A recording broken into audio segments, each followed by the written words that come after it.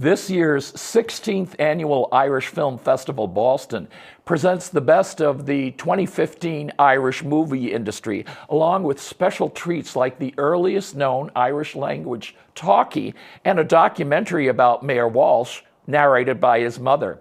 The 2016 festival runs this Thursday through Sunday in Davis Square. Here now is the director of this ever more prestigious festival, our friend Dawn Morrissey. Good to see you again. Nice to see you again, Chris. Oh, you guys work so hard to bring just this incredible amount of culture to the Somerville Theater.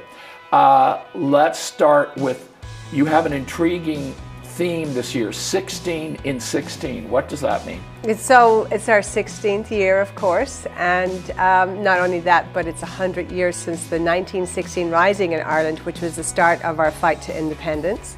So with that, we got lucky, I guess, because we are 16, and so we brought in a theme that would be, you know, showing what Ireland has become, not what it was. So we have a lot of contemporary Irish film, and we do have on Sunday some look back on the older... Like the Michael Collins movie that has Liam Neeson, Julia Roberts. A big Hollywood cast. Big Hollywood cast. Now, one of the many intriguing and thoughtful things that you guys did is you have a documentary called Older Than Ireland. Yes. And what does that mean? Who did? So actually, it's from Alex Fagan, who did the Irish Pub 2 years ago. Yes, I remember that. And he actually won Best Documentary in Galway back in July 2015. And it is a fantastic documentary about centenarians who, of course, you know, have hit the 100 years and they're still alive and kicking. And it's an amazing... So they are in the country of Ireland. They are in the country of Ireland. But they're older than it was there. Yes, and they're reflecting back on what life was and what it is now. Let's stick with a minute with other documentaries. I mentioned there's one about, I guess it's more fun, the Gaelic and English movie about Mayor Walsh, his trip to Ireland. Yes, you know, having a mother narrate a documentary about her son is amazing, but to have our Boston mayor at our festival was even more amazing, and to see him up on the big screen. So his mom narrates a documentary about his roots back to Ireland and how important Ross Muck is to the family, and then also just how proud she is of him and his journey to where he's gotten to and in such a prestigious position he has now in Boston. Now, paired with that is On Klondike, which is, what is it, a Western in Gaelic, right? Yes, so there's a lot of Klondike connection. isn't very Irish, but there's a huge connection actually to Galway and Ross Muck, because a lot of the film was actually shot in Ross Muck in Galway. His hometown, and it's all Ashgailga, which means it's in Irish, which, you know, to have a feature film that made all in Gaelic is pretty amazing. So, and with that, you know, it was a great pairing because of the Galway influence as well. Now you have a great film about women revolutionaries. Yes. I know that a lot of people just go to your events for the great documentaries, and this is one of them, although you have the whole range, kids things, all kinds of features, romantic stuff. Comedies this year. Comedies, yes. Mm-hmm. So the Women of the Revolution is probably one of my favorites. So on Sunday, we always do a throwback to the archives, so the Michael Collins, for instance, and because it's 100 years since the 1916 Rising, we got a lot of films being sent to us that had those themes. And what a lot of people don't realize is that women had a huge hand in the revolution in 1916, and this documentary outlines the amazing work, not just Countess Markovich, but all the other women who were involved, who were very close to the actual men who ran who were like pushing for the Rising. The women were the ones who were carrying the arms through the city of Dublin in prams and under skirts and under hats, and you know, and down the country, and trained for this. They weren't just, you know, off the street. They actually were trained to do this.